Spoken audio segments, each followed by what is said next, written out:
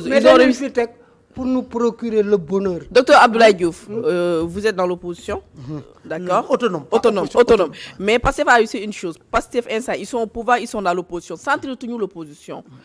Madame les plus représentatifs. Les guinéens coordinateurs des partis autonomes, est-ce que vous avez été approché par la coalition Diomaye? Non, mais ñoom nekk ci benn dynamique de rassemblement. Non, apparemment, dafa mel ni Diouf baal ma dafa mel ni Diouf surfe sur les vagues de la coalition Diomaye. moo tax ma laaj ko là c'est évident hein. Vous êtes dedans. Non, c'est évident qu'au niveau, ça veut dire que le pôle des autonomes, c'est des entités vraiment dont maanaam pôle autonome maanaam ay ponk parti ak mouvement yu ànd lañ wante dafa am ñu ñu ànd mooy li nga sànq boo fekkoon ni Sonko ak Diomaye xool nañ ci ñun nañ mën dem dañ ni mën nañoo ànd séparément waaye bu wóorul jotatee frappons ensemble. Mais jamono ji waaye jamono coalition Diomaye ngeen di jàppale. D'ailleurs suñu pôle parti non lu clair suñu pôle man moi qui te parle. Moi qui te parle. La CPG que je dirige effectivement dans cette coalition Diomaye président. Kon yow mi ci coalition Diomaye président nga ne. Je suis bien là-dedans avec le pôle des autonomes parce que le pôle des autonomes c'est quoi? Ça veut dire que ñun dañu fexe ba malgré nos différences ñu mën koo teer bu ñu waree ànd ci benn logique ñu ànd ci suñu waree séparer mais au moment opportun li nga naan bis bu rafet ñun dañu dajale dóor noo ban mooy la démarche marxiste mais li problème bi mooy lan parce que aussi ñun faluñu un président pour di ko fragiliser on n'a pas aussi élu un président pour di ko fàttali chaque fois gis nga sa doom bi nga jur soo bëggee chaque heure chaque moment nga toll ni ko yow nangam bu yàggee dinañ la yamul ma fii xam nga loolu lu ko waral mooy que ni quelque part Diomaye est arrivé au pouvoir mais dafa ñëwaat aussi benn li ñuy wax tendon d'Achille de l'élection de Diomaye c'est quoi bi ñuy dem législative kenn xalaatul ni lii dina am parce que Diomaye demoon na ba gëm na ni moom li mu yor Sonko rek moo ko war a jot ñu dem Sonko dàq ñëpp ni duñu ànd lu ñu Pastef lan mooy indi woon la première coalition Diomaye tas loolu tax bi ñu ko defee tey jii l'Assemblée nationale dafa am doole te boo koy seetlu ñu ci bari Sonko la ñu am mais na nga def attention saa nga am lu am solo la wax Sénégal day dëkk boo xam ne bii dañoo di politique ci ñett ci daraja dañ ñaan peccum liir bu neexee nday jaay téye ca mbagg ya ñu ni bala ngaa leex jaay laax lekk troisièmement ñu ni foo lekku dafa gaaw ba buñ la falee nekkal ak say mbokk gis nga tey nit que dañ koo dóor picc ma dañ koo dóor bal mu daanu métti deewul di xool mais bi mu xoolee ki ko dóor bal bi ndekete du ki mu yaakaaroon seen ni bàyyi leen ma dee gis nga tey bu coomee séparation ginnaaw moom ci boppam moo taxaw le 8 fii meeting Sonko mu ni yaa des DG wax leen nañu cotiser depuis l'heure ñu topp leen cotiser waaye ñooñu bu leen wax ko dem ba am salaire yéen ni nu ngoo cotiser tey bu la wóoree ni tey bu ñu dàqee Diomaye mu dàqee ndax bu ñu ko dàqee di nga ànd moom dem kon li ñu bëgg wax docteur Abdoulaye Diouf loo bëgg a wax foofu nga ne kon les députés ak les DG dañ jël seen responsable te xam ne Diomaye moo yor le décret loolu nga bëgg loolu su ma comprendre li ngay wax non député Diomaye mun leen dàq daal Diomaye mun leen dàq non parce que loolu moom c'est l'Assemblée c'est très clair ñooñu ils ont été vraiment élus ñoom nommé wuñu leen mais ñi nga xam ni bi ne les DG voilà décret moo leen yor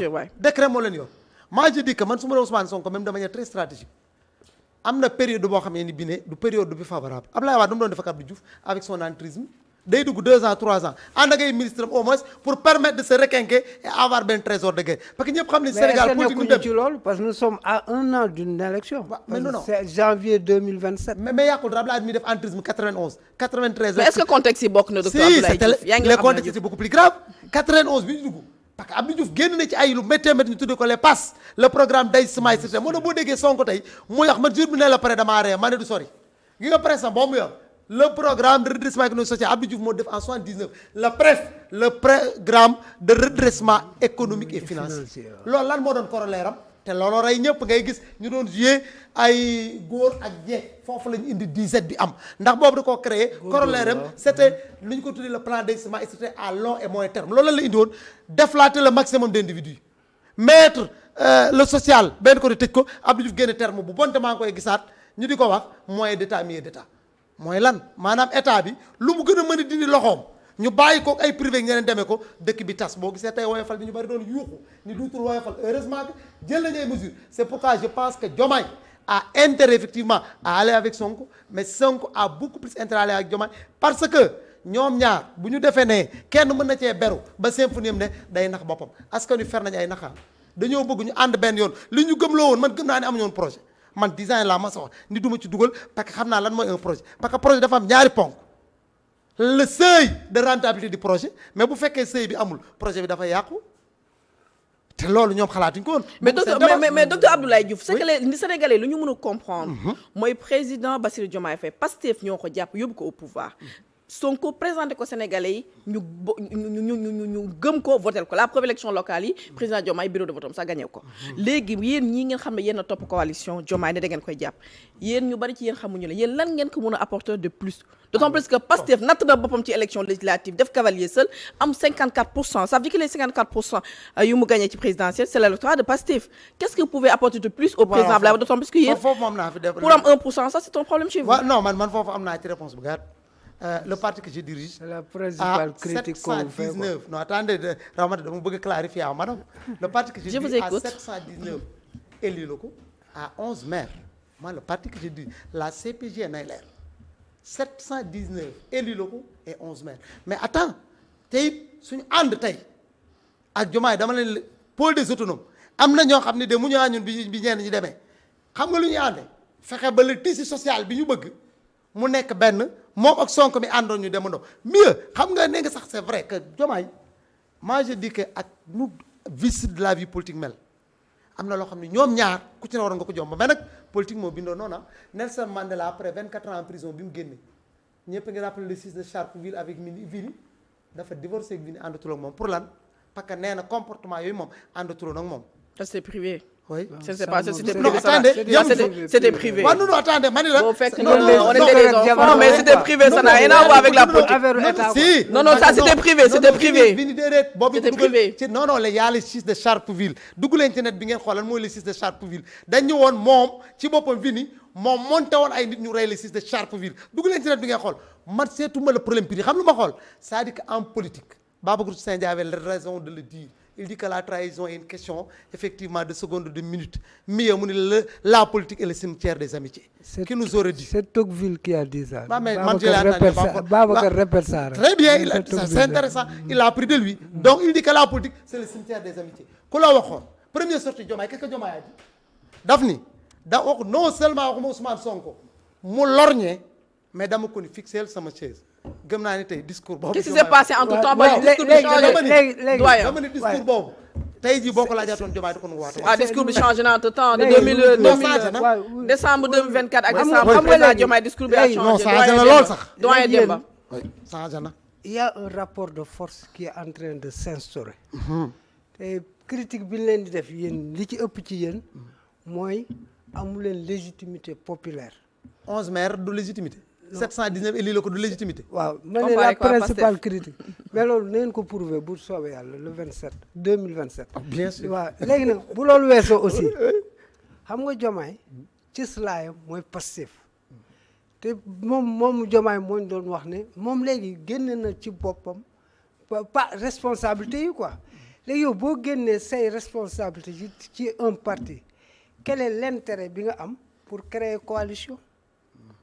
Et puis majorité présidentielle nan la mën a amee ñaari coalition te yaa ni ñu Sonko da nga koy def super premier ministre fort bàyyi nga ko parti bi yooyu yëpp nga wax ko léegi nag ça veut dire que il y aura une confrontation qui sera inévitable.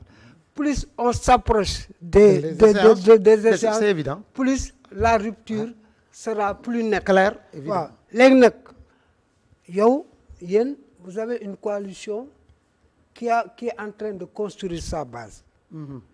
te ñële déjà am nañu une longueur d'avance ci yéen parce que ñoom am nañu une base déjà réelle.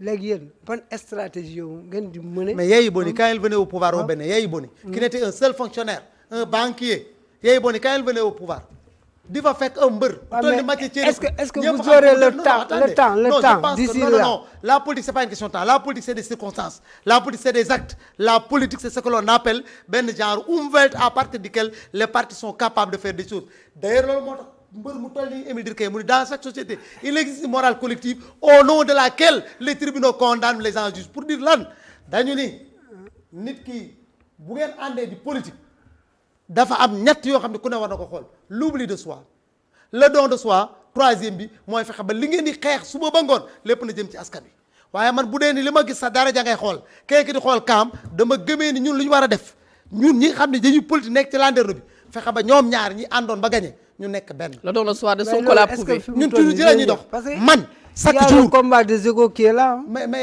et le choc des ambitions. xam nga ñun ci lu ñuy dox que Diomaye ak Sonko soit benn parce que aussi am na lu ñu dund. mais seen acte yi ñu wane ko de. non pas c'est le discours mais seen acte yi parce que on se rend compte que yéen ñii waa coalition Diomaye. le président Diomaye est en train de perdre en popularité. Sa cote de popularité est en chute. madame du ñëpp noonu la ñu xoolee. dañ koy gis ni kon ça veut dire que les Sénégalais ne sont pas contents du choix bu mu def. te le problème mooy ce n'est pas ñi ne coalition Diomaye yëpp la ñu xoolee ñun dañu gëm ni tey man wax naa ko fii récemment ça ne même pas un mois j'ai dit que. waaw léegi Diomaye et Sonko à supposer léegi président Diomaye toog ba mu neex mu ne je retourne à ma famille originelle léegi nan ngeen def. non mais ñun on n'a pas un problème ñun on a le pôle des autonomes di grand ñun nous sommes clairs ñun c'est-à-dire que dañ ni ñun kenn ginaaru kenn nennu ñu nous sommes des autonomes su doxee ñu ni dox na su doxul ñu ni on arrête. Troisièmement waxuma sax Diomaye waxaat loolu xam nga lan mooy le problème.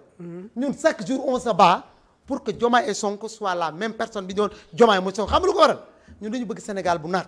dañu bëgg Sénégal bu dal dañu bëgg un Sénégal émergent te gëm naa ni ñoom ñaar bu ñu fusionner seen énergie ce qui est évident idée bi ñuy wax Sénégal émergent am nañu am Sénégal 3 fois émergent parce que Sonko am na doxa bi am na épistémie bi am na parcours bi am na assise sociale bi. mais lan mooy essence coalition su fekkee lu yëpp Pastef am na ko. kon lan mooy l'essence de la création de la coalition Diomaye c'est ça dafa am lu ngeen réere nit ñi loolu la ñu comprendre li ngeen réere mbir mooy que Sénégal de tout temps et puis c'est le monde. Ablaye lu ñu ko daan wooyee mbërum CA 2000 boobu ko newoon fii ci yéen Ablaye laa ma ko daan mbërum CA 2000. mais les temps ont changé. non attendez. docteur Diouf politique bu yàgg ba nga ne. les choses ont changé. y a rien de nouveau sous ce soleil nag.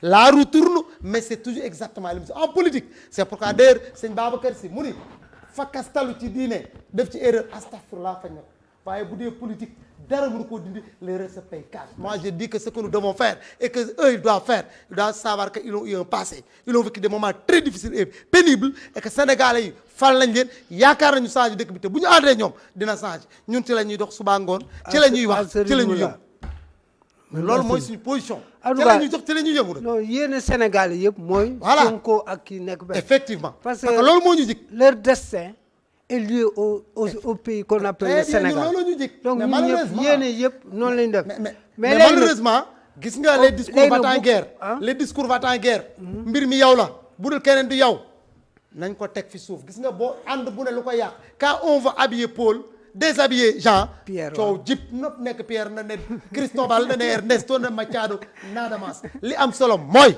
dama bëgg ñu dégg ko bu baax gis nga Sonko Diomaye ont intérêt à faire très attention ànd gi nga bu ñu ko deful su leen bàyyee non de jëru sax bàyyi xam su leen bàyyee rek nee naa la coow li ñoom am na coow loo xamee ni bi ne ci biirub néeg lañ koy réglé kenn du ko génne ci ëtt ñoom ak lu leen waroon a metti seen biir war nañoo reyante ci biir bu ñu génnee boo reyante ci biir nag yëf yi sottiwul nag nga jël ko te sénégalais yi la voteel jox la confiance nga teg ko ci table bi parce que da nga am droit de vérité avec les sénégalais du la voteel ak lu la mën a boole ngeen ci am parce que tey ñi jël ñi ànd ak ñoom mais ñoom bi ñu galère ñoo ñëkk ñoo nag ñoom man damaa gëmul politicien professionnel man je fais de la politique depuis 12 ans wante nag man politique siiful sama defarul sama cere defaru ko samay diplôme sama njàng moom ko may donc man ce que je dis mooy que Diomaye en tant que tel Sonko en tant que tel war nañu mexe ba trouver ce qu'on appelle un consensus pour que li leen Sénégal doon xaar d'ici 2029 Sénégal nekk un pays émergent nee naa la Sonko am na expertise foofu am na man bi Diomaye it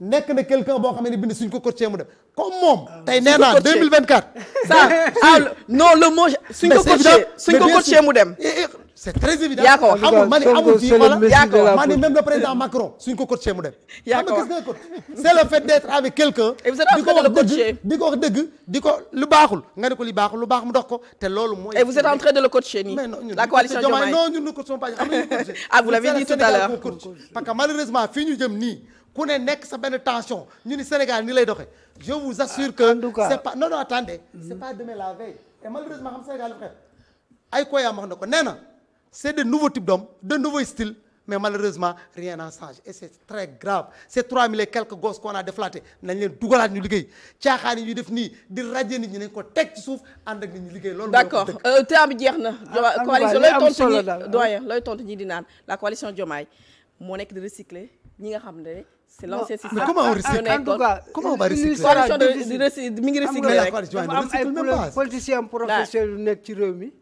am ñoo xam ne aussi dañuy soxla fu ñu porox ndoll bu ñu duggee donc pour mu centrer les transhumants moo jafe pour mu canaliser leen parce que ku nekk day ñëw ak say ambition léegi day coalition boobu bu la leeree ne am na ñu bari dañ ci ñëw c'est pour transhumer ñeneen ñi aussi dañ ñëw parce que ils ont des comptes avec la justice ainsi de suite. ñeneen compte là monsieur Demba Ramata. ngeen seen compte avec la justice beneen chapitre temps bi jeex na tàkk jaam bi jeex na. et laisser les Sénégalais vivre normalement parce que yoon bii ñu jaar c'est la mauvaise symphonie. c'est la voie ouverte fait la force. à la transhumance. ñoom ça les arrange pas. ñoom yoon bii ñuy dox nii du yoon bi. non non d'accord docteur je vous en prie d'accord Sonko ne waxtaan ak Diomaye nañu déggoo ci biirum néeg Sénégalais xaaruñu leneen du loolu. Diomaye Sonko d'accord docteur Abdoulaye Diouf vraiment Sonko mooy Diomaye loolu la ñu plaisir pour moi madame Diop. ça a été un plaisir di ñaan ak le président de la République xam ne ñi nga xamante ne ba dara metti loolu gisoo la leen bu yëf yi sottee ñu nangu la tey na nga xoolaat sa taxawaay di leen ñaan yàlla daal leen ñëpp retrouver autour d'une table waaye c'est ça. Merci docteur Abdoulaye Diouf merci doyen Abdourahmane Demba Ramata Ibrahima Raymond Ndiaye Ibrahima Raymond Ndiaye maa ngi leen nuyu di la remercier